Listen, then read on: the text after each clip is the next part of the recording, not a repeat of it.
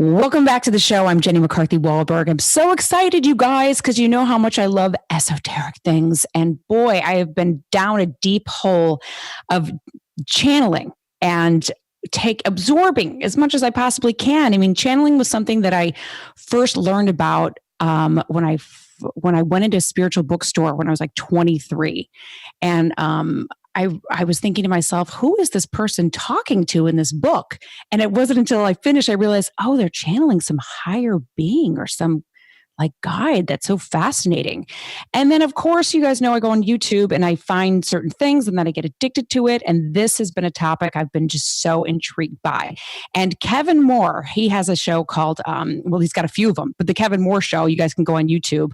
And he's joining us now to talk about it. Hi, Kevin Moore. Thank you so much for inviting me on your show. So appreciative. I'm so grateful also. And Kevin, your show, you have a couple of different shows, correct? I've got on my YouTube channel. I do a number of different shows on my channel. One of them is obviously my uh, interview show that I've been doing for a number of years right now, the Kevin Moore Show, and the other is a docu-series. Well, it's more of a series actually on channeling. So I interviewed about 80 channelers, and I've so far put 56 of their interviews out so far. So gonna get it up to 100, and then, am I gonna stop? I don't know. I don't think you can because I'm already addicted to it going, oh my God, the knowledge that you're getting from all of these people and the variety. But let me start with, how did you get into the esoteric world? What brought you to it? Yeah, good question. Well, I used to watch a lot of Art Bell when I was back in the UK. And of course, you couldn't get Art Bell from coast to coast over there. So I used to watch and listen to a lot of his interviews online. And it was through listening to Art Bell, I thought, it was back in 2008 when the recession was on. And I just decided, look, I need to reinvent myself. And I thought, well, if I go back to university and study, for a degree in broadcasting, and that's kind of what my path was from doing university, just to deciding to, broadcast and make my own kind of content online.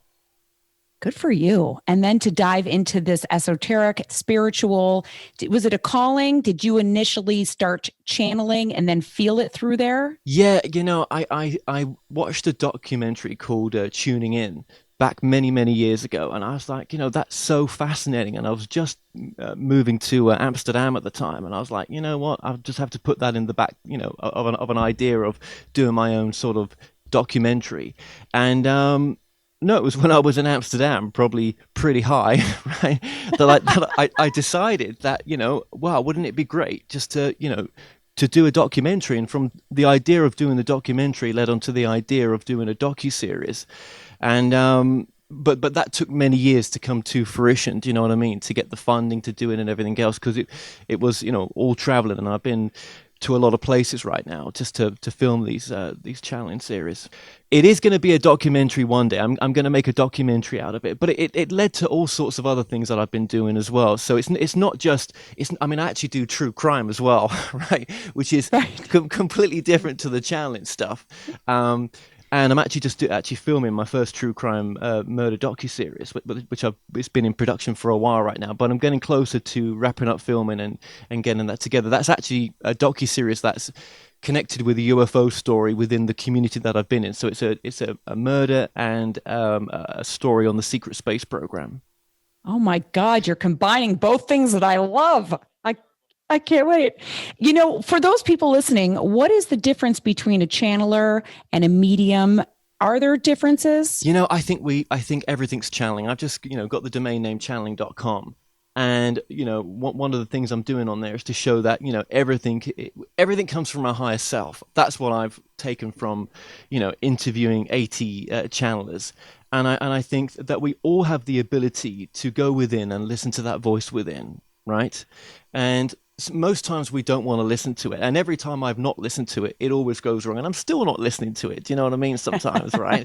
So I'm not I'm on my own journey right now, but no, the reason for calling it, they call us channel, is that we all have the ability. We don't need to change our voice. We don't need to connect to something that's whatever it's calling itself, the Seth or whatever it may be. We have all got the ability, our own voices within us to channel. Do you know what I mean? That deeper, I that 100% believe greater that. part of us. Yeah.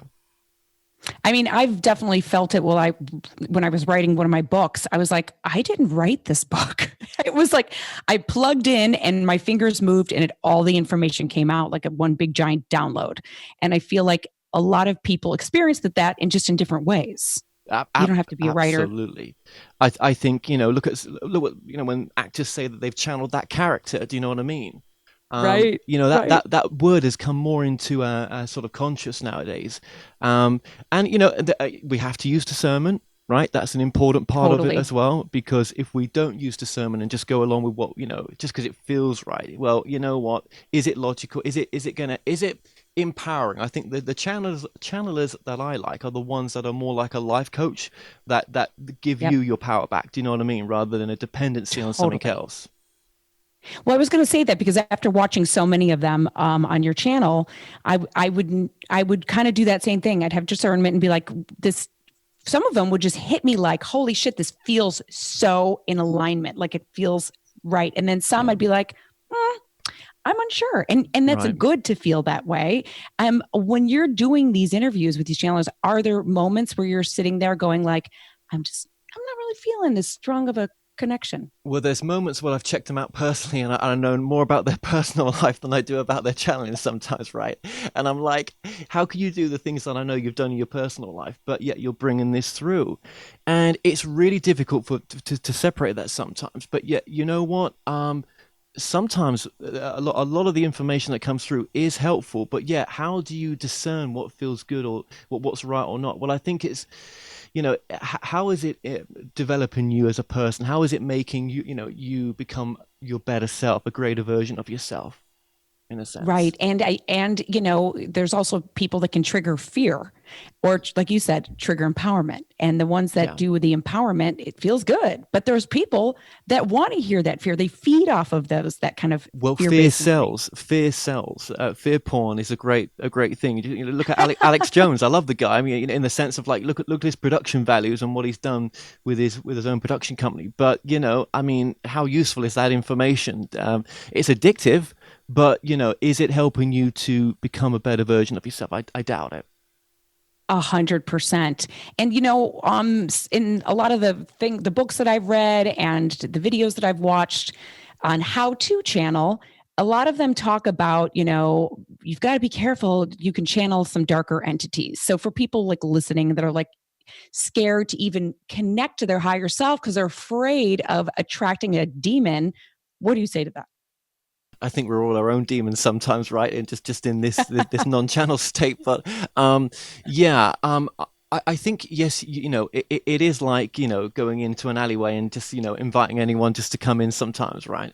But I think whenever I've channeled or whenever I've gone to my higher self, it's always been through love.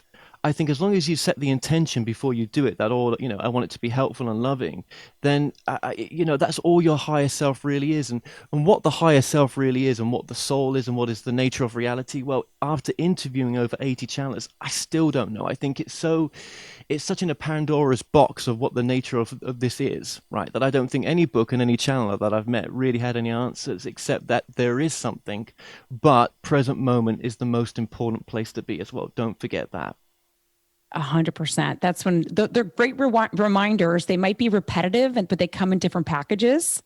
And sometimes you just need it wrapped up in a bow in a different way to hear those messages. Because really, collectively, a lot of them say this almost exact same thing, but wrapped up a little differently. Yeah, that there was that some of the new information. I wanted to get new information. I didn't want it to be the same stuff. Now some of the same stuff did come in, and you're like, well, I suppose if truth is truth, it's truth, right? But at the same time, I think if you're ready, or if you're at a point where you are able to and ready to ask deeper questions, I think they can come through. And the biggest thing that came through in this thing was the idea that we live in a multi-dimensional reality. That that was the biggest thing that came through all of them. Actually, was that what we do in this reality does have ripple effects to other versions of ourselves. Now, how useful that is, I don't know, right? But I think what it really, the But it's point of it, mind bending. it's mind bending. I think the point of it was that what you do, if it affects other realities of yourself, then just do things more out of love right now to yourself. And if that's helpful for others, versions of you, if there is such things, right? Then, it's okay. There are times when I've thought, what, is any of this real? Have I just wasted my time? When I die, is that going to be it? And I thought, well, you know, if that was the case, and there was nothing more than this reality after it, then if it helped me to bring a better version of myself and a bit more loving to myself, then that was a good thing, I guess. And helping people, which I really believe that that's what you're doing. You're helping Yeah, yourself, but you're also helping other people yeah. while doing this. That was my main thing for wanting to do it, was to be of service. Um, yeah, that was, and I met a lot of people in that field who definitely were coming from the right space and did want to be of service. But even when you're doing that work, it still comes. They've still got their own issues. Do you know what I mean? Totally. Yeah, it's not a sort of checkbox of saying, "Oh, I'm channel now, so I can I'm off the hook," kind of thing. So Right. yeah. There was a channeler. I'm going to screw up her name possibly because I screw up everyone's names, but Marina Jacobi, is that her name? Oh yes, yes. I interviewed her a number of times. Yes, She seemed like she was one that kind of impacted me where I was like, whoa, this is new information. Like she was deep. she looked like she was deep and she looked like she got your attention in that interview. What was it, so you can tell our audience, that was so mind-blowing for you Oh about that interview? God. I think what I was just saying about the idea that that we create there's multiple realities, and she was on about the idea of, and I'm sorry, Marine, if I've got this wrong, right, but the idea that when we choose a new reality, it's we could wake up the next day and be in that different reality, but it looks the same, but it's there's slight differences, and it's not the body that's physically changed into another reality. It's this essence called a soul that's gone into this other reality. So you wouldn't know the difference, but something's changed. And I also, if my memory is correct, when we talked about the law of attraction, the idea that when we want something that we really truly desire, that we're shifting consciously, constantly into these other realities until we get to that desired outcome, basically. um it's out there. I don't know. Especially with doing the true crime stuff, that grounds me. Do you know that? And I bet. yeah, and especially doing like this latest murder docuseries, it's really grounding because that's all based on research, testimony, and everything else. And it's like, well, have I been sucked into something that wasn't real and everything else? But then, I think if it's helping people and provides a bit of entertainment as well, and but if it's making you think differently, that you've got this one life, so go and do the most with it, do you know what I mean? Then that's a great thing. I and I always tell people, I'm like, I don't care if you worship an elephant, as long as it puts you in a state of grace, go be, Right. go do your thing. If you're an Right. asshole, don't ask me to sign up for your religion or your cult. I ain't gonna have it. But if it's making me feel good, why not? There's a lot of that in For our field, I'll just say that, the assholes. So I bet. I'm talking to yeah. Kevin Moore. He's got the show called The Kevin Moore Show. You guys can check it out on YouTube. He also has a website, kevinmoore.com. For those of you that are like, channeling, what do you mean? So there's an infamous one of kind of our time, which is Esther Hicks, who was really kind of the leader in that law of attraction. And you can, and everyone pretty much knows who that is. And I want to say everyone, but a lot of people, when I say Esther Hicks, law of attraction, they go, oh, yeah. And if you've heard her before, you understand that there's a different kind of voice that comes out while channeling. And this seems to be the case with a lot of channelers. They sound different. Some of them have accents. Why is that?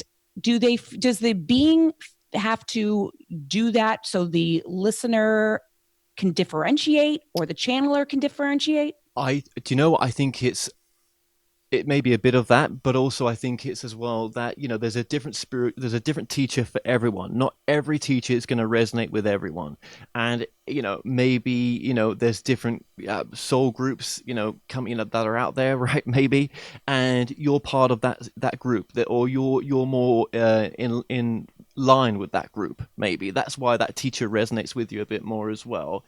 I also think that it's maybe some of these teachers have had carnations, been reincarnated many times on Earth. Maybe they've had previous lives, if such things exist. I mean, it does tend to, for past life regressionists and people that have had regressions, it seems that something's there, right?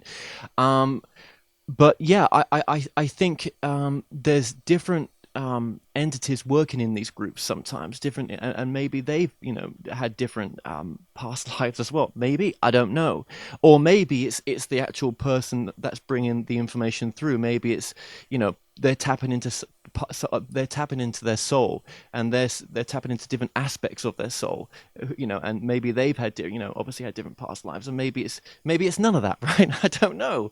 Right. Yeah, Exactly. it could be a number of things. I think it's so big. I mean, I learned from doing the channeling docuseries, you could do a docuseries just on, the life between life phase. Do you know what I mean? When they've talked about when we pass on, we have a life review and everything else. I mean, The life review. yeah, Right. there's so much to this. I think it's like a grain of sand on an infinite beach, and maybe we're not meant to know. It's true. It's true. It is like, peeling an onion. You're like, but there's the onion just never gets stops peeling. Right. Like there's more and more and more rabbit holes that we're going Yeah. down. And the information has changed in channeling. Like you said, Hmm. we have new information and there seems to be much more channeling, many more channelers. Why is it becoming so popular? Is it because we're going through the spiritual shift that everyone's talking about? Because we're all waking up? What is the reason? No, you're right. It has become more popular, and some channelers would say, I don't know why. It's like being a dictation machine. There's nothing glorious about it. But I think it's because it's going to evolve to the point where channeling is the process of, like I said before, is tapping into that greater part of yourself, that subconscious part, right? That part of your, a fraction of your soul, an essence of your soul, in a sense. And I think we're going to learn to do that more and more, that we can tap into this greater part, and it doesn't have to be so. The way that it's presented right now with some channelers, maybe those type of channelers won't be around. Future channelers, it may be very much like a conversation that we're having now, and that's probably where it's moving to be quite honest with you. You're tapping Right. into that greater part, and it's not, maybe some of us are tapping into that, and we need that smoke screen to make it look, with all the bells and whistles, to make it look different, and that's the human side getting in there, in a sense. Right. But then, That's what my guess was. yeah, but then when I interview someone like Lee Carroll, who brings through crying, which and his events are just sold out. They're really big, right? And it's like, I just can't work it out. It's pretty crazy, because you speak to Cryan, and I got a personal reading with him, and it was true what he had to say. But is that just is it Cryan, or is Cryan part of Lee? Do you know what I mean? Is it Right. an aspect Right. of Lee? And I mean, for those that haven't heard channelers before and they just initially, let's say, go and watch crime, it's a shift in your own, like, at Yeah. first you go, what the hell is this? Because the voices sometimes are so like, greetings. They're so Right, right. exaggerated. Oh, it's like an episode And of it South could, Park. Yeah, it is. It's you can see. Do you know what I mean? You can see South Park doing something on this, but yeah. No, I get you. It can, for people, seem a bit out there, right? I think it's probably the fringe of spirituality in some respects. you're right. Yeah. You're right. You're right. And to me, I'm like, the fringier, the better, to go explore. I'm like you. Like I'm curious. I'm curious. And that's why I love what you're doing, because I feel like there's a lot more people that are getting more into this. In terms of the collective theme that you're getting across, if you were to have to sum up, what? Collectively, this is their message. What is it? Well, I think it's. I hope I'm representing it properly here. I think it's simple. I think it's love. I think it's to realize that to love ourselves, and to be loving towards others. I think, and to be kind to ourselves, and to know that there are no mistakes. There's just experiences, and that this will be over very soon. So make the most of it. And whatever pain you're going through, it's just temporary. This journey is so temporary. So Right. yeah. That's a great message. I think that's the right one. I do remember you saying in an interview of some sort, maybe it was just a question and answer on your YouTube, but you're like, you don't have to imitate another spiritual teacher. You don't have to, necessarily, you find your own path in doing so. Is that the same for, like, if you want to channel, because there's like they say you have to be a vegan, or can you still have sex, drugs, and rock and roll and be a spiritual person? I would hate to stop the sex, drugs, and rock and roll. I mean, right now the sex Me isn't happening, too. right? Being on Right. lockdown, but I don't. I think the thing is, we get this community that I've been a part of. It's kumbaya and let's put the white robes on, and actually that's not what we signed up for. None of us did.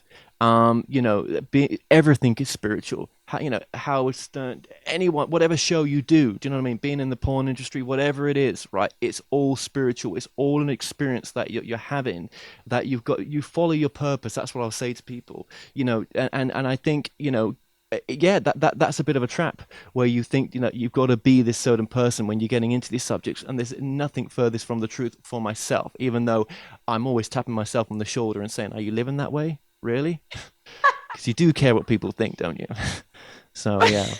But I got to tell you, the first person that I've heard say that, because I'm like, I smoke cigarettes like crazy, but I'm like, but they're American spirits, so they're somewhat spiritual. Yeah, they are. No, American spirits are great. I'm like, I'm not going to feel bad about it. Like, this is my experience, and I'm going to Absolutely. Love. Yeah. Look.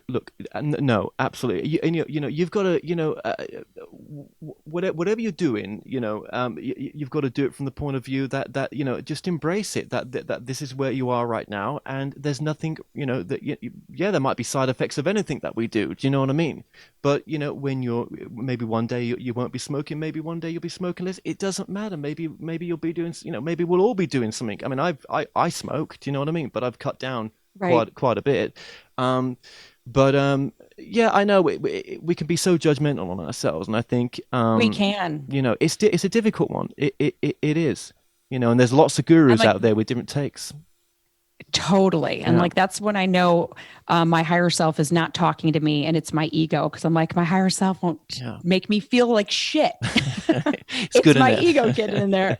Yeah. Kevin Moore, what a delight talking to you. I can't wait. I'm hopefully I have you back and talk and promote whatever you want. I would love to come back. Yeah. I would love it too. These conversations are my favorite. The Kevin Moore Show, you guys, make sure you check it out on YouTube. You can also go to his website, kevinmoore.com. I'm looking forward to your future work, my friend. Thank you so much for this. Thank you.